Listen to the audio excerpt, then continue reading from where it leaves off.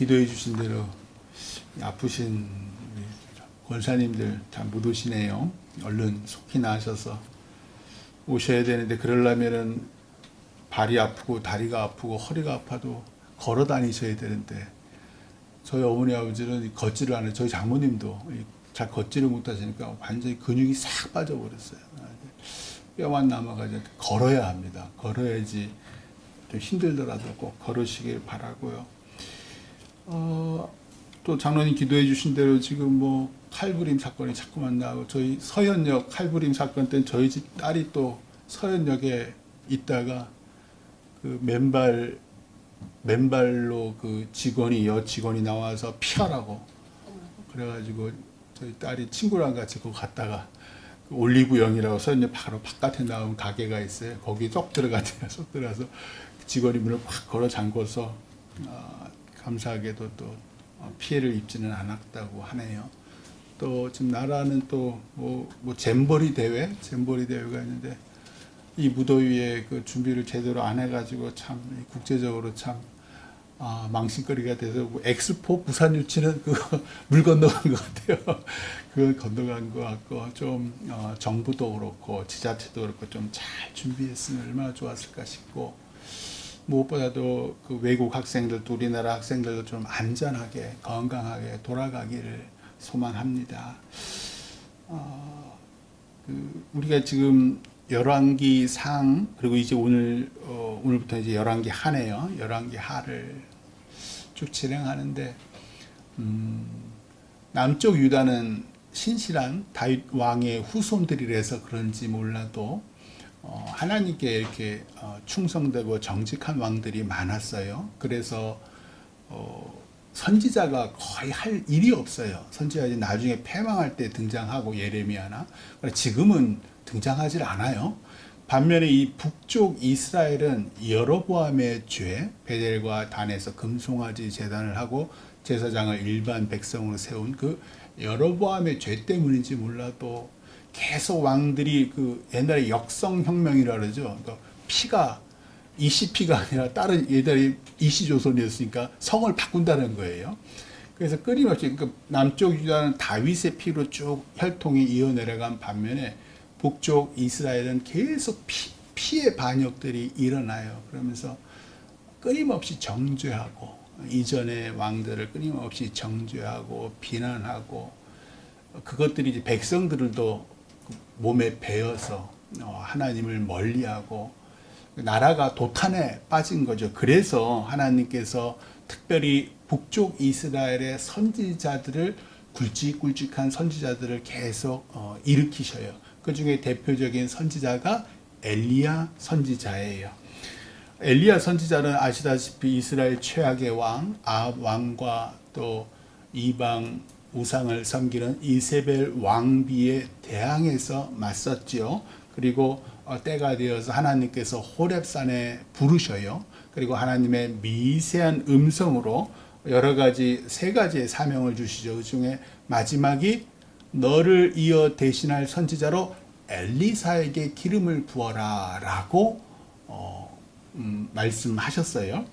엘리야가 이제 하나님 말씀에 순종해서 엘리사를 만나러 이제 갑니다. 그때 엘리사는 12겨릿소를 앞세우고 밭을 갈고 있었다라고 성경이 증거해요. 결이라는 것은 두 마리의 소를 이렇게 하나로 한 거잖아요. 12결이라 그러면 24마리의 소가 밭을 간대요. 그 이 밭이 도대체 얼마나 크다는 얘기예요.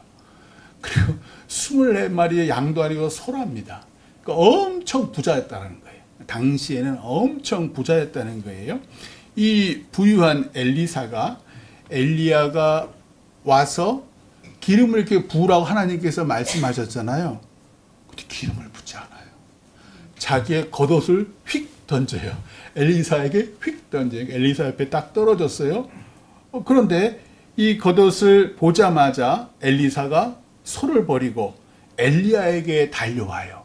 그러고 난 다음에 부모와 작별 인사를 하고 따르겠습니다 라고 말을 해요. 그러니까 겉옷이, 그러니까 엘리야가 입었던 이 겉옷이 벗어서 자기에게 던졌을 때 이 엘리사는, 밭을 가던 엘리사는 이것이 하나님께서 나를 부르시는 콜링, 소명이다라는 걸 알았다는 거예요. 그런데 성경에는 보면요, 하나님께서 주로 부르시는 사람 한번 곰곰이 생각해 보세요. 창세기 때부터 우리 열왕, 사무엘 상하, 아브라함 부르셨잖아요. 모세도 부르셨지요.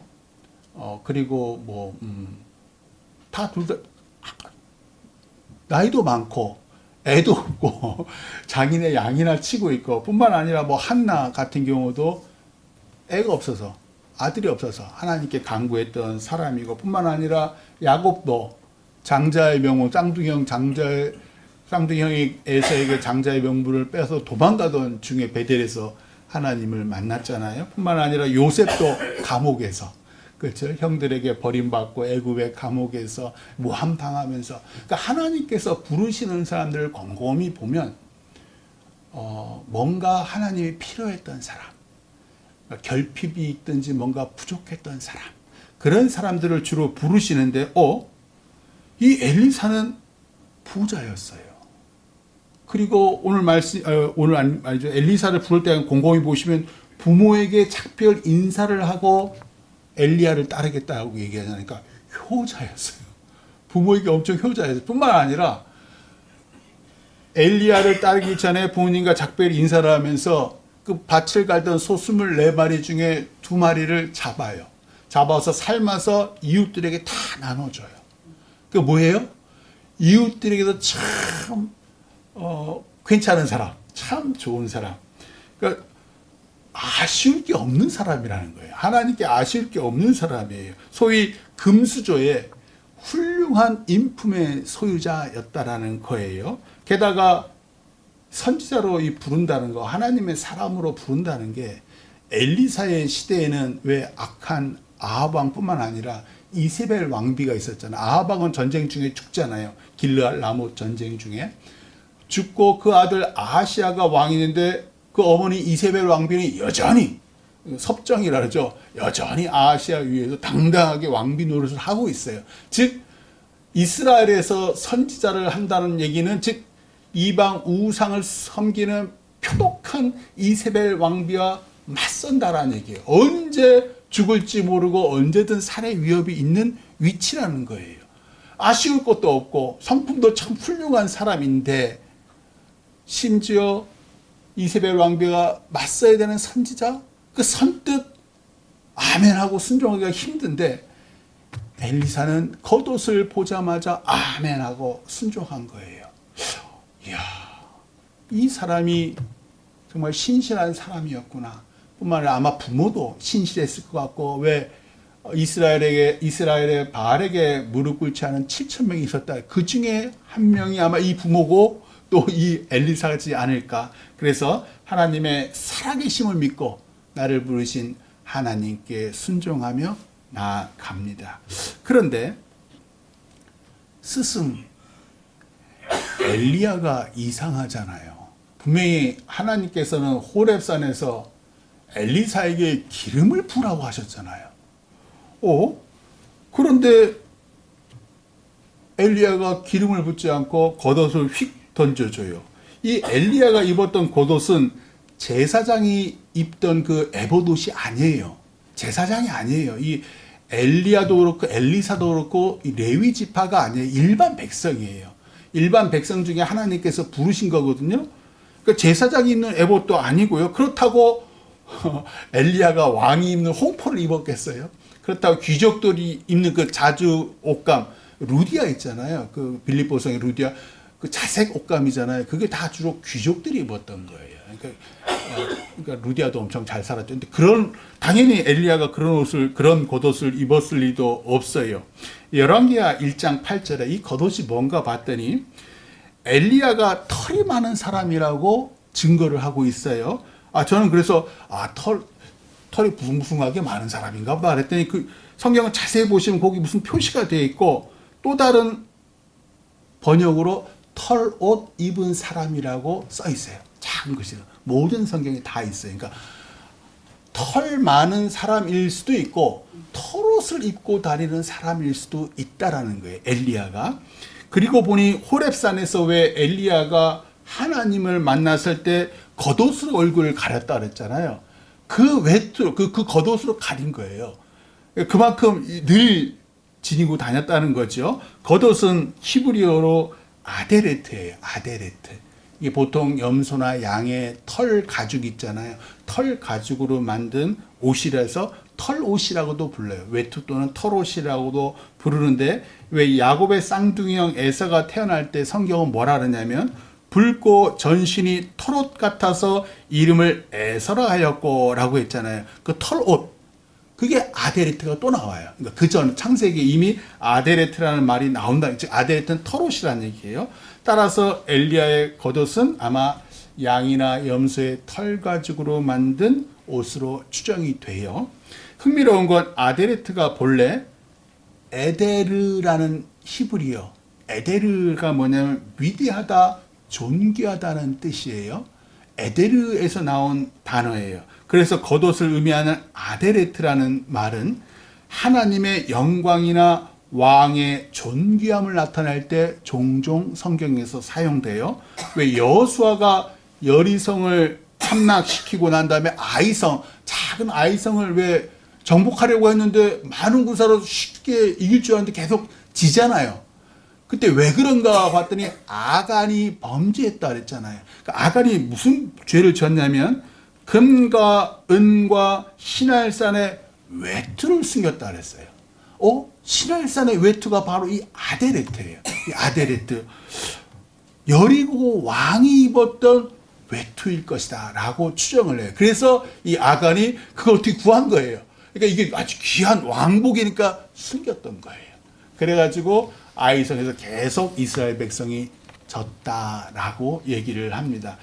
엘리야가 엘리사에게 기름을 붓는 대신에 자신이 만들어 입던 외투를 엘리사에게 휙 던져요. 위대하고 존귀한 하나님의 종이 입는 털옷이라고 휙 던진 거예요. 엘리사가 그걸 보고, 외투를 보고 모든 걸 뒤로하고 엘리야를 따라 나섭니다.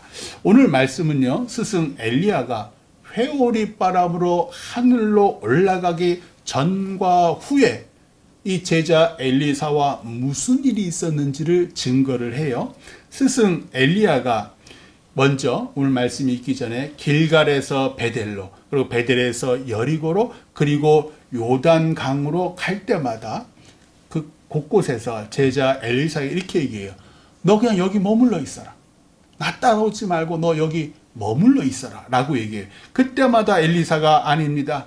여호와께서 살아계심과 당신의 영혼이 살아있음을 두고 맹세하노니 내가 당신을 떠나지 아니하겠나이다 라고 얘기를 해요. 왜냐하면 스승이 곧 죽을 줄 아는 거예요. 그러니까 스승을 홀로 고독사하게 버려두지 않으려고 계속 따라다니는 거죠. 아니나 다를까 곳곳에 있던 선지자의 제자들도 그 얘기를 하는 거예요.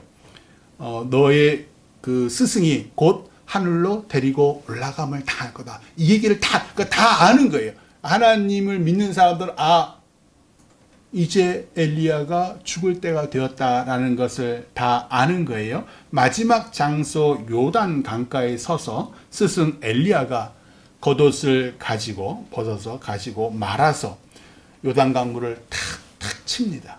그러자 요단강 물이 쫙 이리저리로 갈라져요. 그리고 마른 강바다 위로 이 엘리야와 엘리야 스승과 제자가 둘이 건너가요. 건넌 후에 엘리야가 엘리사에게 말해요. 하나님께서 나를 내게서 데려가기 전에 내가 너에게 어떻게 할지 구해라. 계속 쫓아오니까 너 분명히 뭐 원하는 거 있지 하고 물어보는 거예요. 그러자 엘리사가 당신의 성령이 하시는 역사가 갑절이나 2배나 내게 있게 하소서라고 아니하다 할까 딱 간구를 하는 거예요. 그렇지 이놈. 그래서 엘리야가 엘리사에게 이렇게 말해요. 하나님께서 나를 내게서 데려가기 했죠. 그러자 네가 어려운 일을 구하는구나. 왜? 성령의 능력이 갑절이나 있게 하는 것은 엘리야가 줄 수 있어요? 못 줘요. 그거는 하나님이 주시는 거예요. 그러니까 네가 참 어려운 걸 나에게 구하는구나 라고 얘기하면 자기가 줄 수가 없으니까. 그래서 이렇게 얘기해요. 이거 하나님께 넘기는 거죠. 하나님께서 날 데려가시는 걸 네가 보면 구하는 걸 주실 거고, 네가 못 보면 주시지 않을 거야 라고 말하며, 그리고 두 사람이 같이 길을 걷다가 갑자기 하나님의 불수레와 불말들이 두 사람을 갈라놔요. 뜨거우니까 막 뒤로 처지는 거죠. 그러자 엘리야가 회오리 바람으로 하늘로 올라갑니다. 에녹, 창세기의 에녹과 이 엘리야 두 사람만 이렇게 이 땅에 시신이 없이 하늘로 올라간 사람이지요. 엘리야가 회오리 바람 타고 하늘로 올라가는 것도 신기하지만 그걸 두 눈으로 바라본 엘리사도 대단하지요. 하나님께서 허락하셨으니까 그걸 본 거. 그러니까 당연히 이제 성령의 능력도 갑절이나 2배 이상 더 주셨으면 앞으로 이제 11개가 쭉 보시면 엘리사가 훨씬 더 많은 능력을 행해요. 물론 하나님께서 주신 능력이지요. 하늘로 올라가는 스승을 바라보며 엘리사가 이렇게 오늘 말씀에 소리를 질러요. 내 아버지여, 내 아버지여, 이스라엘의 병거와 그 마병이여. 이스라엘의 병거와 마병은 왕의 병거와 마병이잖아요. 왕이. 그런데 아니에요. 엘리사는 알고 있었던 거예요.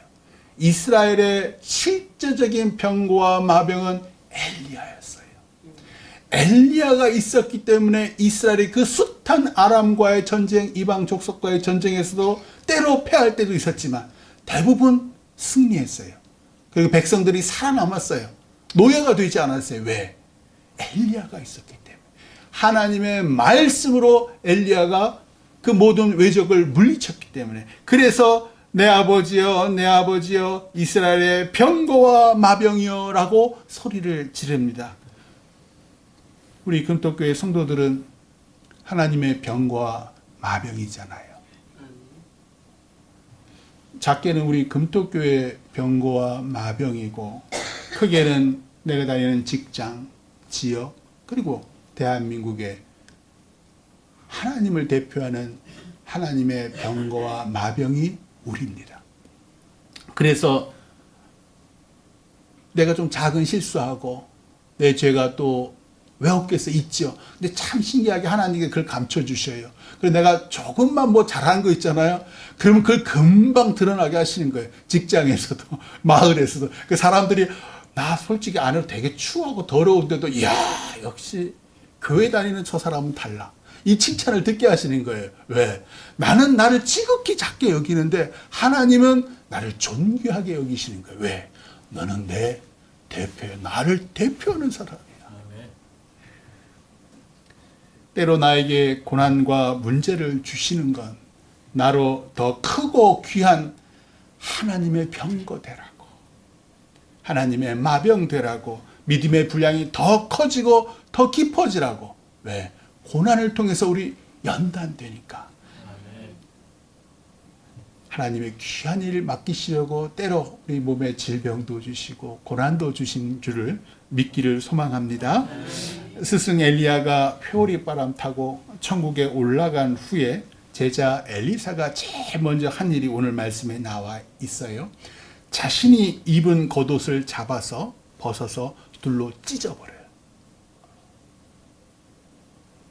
자신이 입던 이 옷은 무슨 옷이냐면 농부의 옷, 아니 부유한 사람이 입는 옷, 부유한 부자가 입는 이 겉옷, 아주 뭐 뜨뜻했을 거예요. 이 겉옷 아마 아버지가 줬든지 아니면 자신이 사서 입었든지 이 세상의 옷을 찢어버립니다. 둘로 찢어버리고 스승 엘리야의 몸에서 떨어진 겉옷을 주워가지고 요단 언덕에 서서, 나는 이제 더 이상 내 육신의 아버지의 아들이 아니요 이 엘리야의 아들, 그래서 내 아버지요 내 아버지 한 거예요. 스승일 뿐만 아니라 내 아버지라고 생각한 거예요. 그래서 엘리야의 아들이요 여호와 하나님의 아들, 여호와 하나님의 사람이라 라는 뜻입니다. 그리고 스승 엘리야의 겉옷으로 요단 언덕에 서서 스승과 똑같이 겉옷을 말아서 강물을 치는 거예요. 그러면서 뭐라고 기도를 하냐면 엘리야의 하나님 여호와는 어디 계시나이까? 이곳 내게도 엘리야의 하나님이 똑같이 임하시기를 간구하는 거예요. 엘리야에게 주신 그 능력을 저에게도 갑절이나 주옵소서 또 탁탁 친 거예요. 그러자 요단 강물이 이리저리 갈라지고 엘리사가 홀로 건너갑니다. 왜 요단강일까? 제가 오늘 말씀을 읽으면서 왜 요단강일까? 왜 스승 엘리야는 길갈과 베델과 여리고를 거쳐 요단에 와서 강문을 가른 후에 회오리 바람을 타고 올라갔을까? 왜 홀레돈 선지자 엘리사는 스승의 겉옷으로 똑같이 강물을 치며 하나님의 능력을 구하고 하나님께서 엘리야 때처럼 자기 엘리사 때도 강물을 갈라 주십사 간구했을까? 요단 강물이 멈췄던 적이 있지요. 성경에 여호수아가 광야의 1세대를 다 죽고 2, 3, 4세대를 이끌고 가나안 땅을 진격했을 때 요단 강물이 이스라엘 백성들의 진군을 딱 막아서고 있는 거예요. 이때 여호수아가 이스라엘 백성에게 이렇게 말해요. 보라, 온 땅에 주의 언약궤가 너희 앞에서 요단을 건너가나니 주 여호와의 궤를 맨 제사장들의 발바닥이 요단물을 밟고 멈추면 요단물 곧 위에서부터 흘러내리던 물이 끊어지고 한 곳에 쌓여 서리라. 이 말대로 언약궤를 맨 제사장들이 요단 강물에 발을 딱 내딛자 거짓말처럼 요단 강물이 저 한 곳에 멈춰 서서 계속 있잖아요. 그리고 백성들이 다 요단 강바닥, 메마른 강바닥을 다 건너가고 난 다음에 맨 마지막에 언약궤를 맨 제사장들이 나오잖아요. 그때 그리고 난 다음에 길갈에서 그 요단 강바닥에서 12개 각 지파를 대표하는 12개 큰 돌을 갖고 와서 길갈의 제단을 쌓잖아요. 그리고 길갈에서 이스라엘 백성들이 다시 다 할례를 받아요. 그리고 여리고성을 진격해서 여리고성이 함락돼요. 스승 엘리야가 그 길을 다 간 거예요. 엘리야의 겉옷은 하나님의 십계명이 든 언약궤와 같은 역할을 했구나. 엘리사는 스승의 겉옷으로 요단강을 쳐 가른 후에 마른 강바닥을 건너가요. 예전 요단강이 한 곳에 쌓인 것과 달리 모세가 홍해를 갈랐을 때는 왜 홍해바다가 양쪽에 벽처럼 갈라졌잖아요. 그렇게 됐어요. 다르게 하신 거예요. 그러니까 이번에는 엘리야도 그렇고 엘리사도 그렇고 한 곳에 요단강 물이 서 있던 것이 아니라 홍해처럼 양쪽으로 이렇게 갈라져 있다는 거예요. 이것도 너무 신기하잖아요. 왜? 한쪽이 막히면 흘러내리게 돼 있잖아요. 나머지는. 근데 그걸 그대로 정지시켜 놓으셨다는 거예요. 옛 조상 여호수아가 하나님의 말씀으로 가나안 땅을 정복했듯 스승 엘리야도 하나님의 말씀으로 믿지 않는 아합 왕과 이스라엘 왕비와 맞섰고 이제 홀로 남아 패역한 이스라엘을 하나님께 인도해야 할 이 엘리사도 하나님의 말씀으로 어지러운 세상을 가르겠다 라는 다짐이에요. 스승이 길갈에서 베델로, 베델에서 여리고로, 여리고에서 요단으로 왔다면 이제 제자 엘리사는 스승의 겉옷을 입고 그 털옷을 입고 거꾸로 그 옛날 가나안 땅을 하나님의 말씀이 든 언약궤를 앞세고 정복했던 여호수아처럼 요단강을 지나 여리고를 지나 그리고 사마리아 성으로 이세벨 왕비가 버젓이 왕비로 여전히 호령하고 있는 사마리아 도성으로 그 겉옷을 입고 하나님의 말씀으로 무장하고 이제 선지자 엘리사가 당당히 진격해 들어갑니다. 그 자신이 이스라엘의 병과 마병이 되어 하나님의 말씀으로 세상을 쳐 이기려고요. 왜? 이것이 선지자의 사명이요 우리 그리스도인의 사명이기 때문에. 엘리야와 엘리사가 하나님의 위대한 말씀을 상징하는 겉옷을 입었다면 우리는 하나님을 사랑하고 이웃을 내 몸처럼 사랑하라는 위대한 계명을 주신 예수님의 거룩한 보혈로 이 세상을 이깁니다. 엘리야와 엘리사가 선지자였다면 우리는 직분자, 교회의 집사요, 권사요, 장로요, 목사요, 교회의 청년이요, 성가대원이요, 아무도 알아주지 않아도 토요일마다 모든 일 제쳐놓고 나오는 봉사자요, 그리스도인으로서 이 세상을 주님의 보혈로 이깁니다. 이것이 엘리야와 엘리사를 부르신 하나님의 목적이요, 우리를 하나님의 사람으로 부르신 목적입니다. 엘리야와 엘리사가 이스라엘의 병거와 마병이듯 우리 한 사람 한 사람이 하나님의 병거와 마병이요, 이곳에서는, 여러분 계신 곳에서는 금토교회의 병거와 마병입니다. 이 각박한 세상, 칼부림 나는 이 세상, 정말 두려워서 이 젊은이들이 이제 이 뭐라 그러지, 이어폰도 끼고 다니지 않는데요. 위험해서.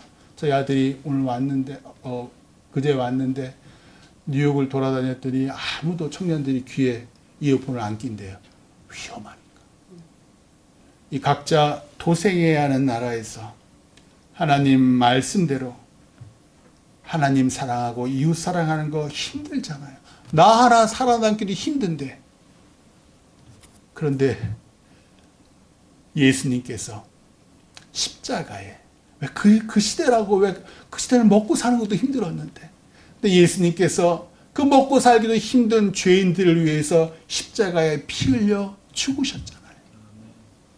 우리는 세상 사람들과 달리 내 주변을 예수님의 사랑과 희생으로 감동시켜서 믿지 않는 사람들이 나를 통해 예수님 사랑을 보고 그리하여 하나님이 원하시는 나라, 하나님께 영광 돌리는 나라가 되는 밑거림이 되고, 따라서 우리는 세상의 영광된 자리 탐하지 말고 부와 재물 탐하지 말고 하나님 바라보며 천국 소망하며 엘리야가 회오리바람 타고 들려 올라갔듯 우리도 하나님 칭찬받고 세상 사람들 존경받으며 하나님께 들려 올라가시기를 주님의 이름으로 축원합니다. 기도하겠습니다.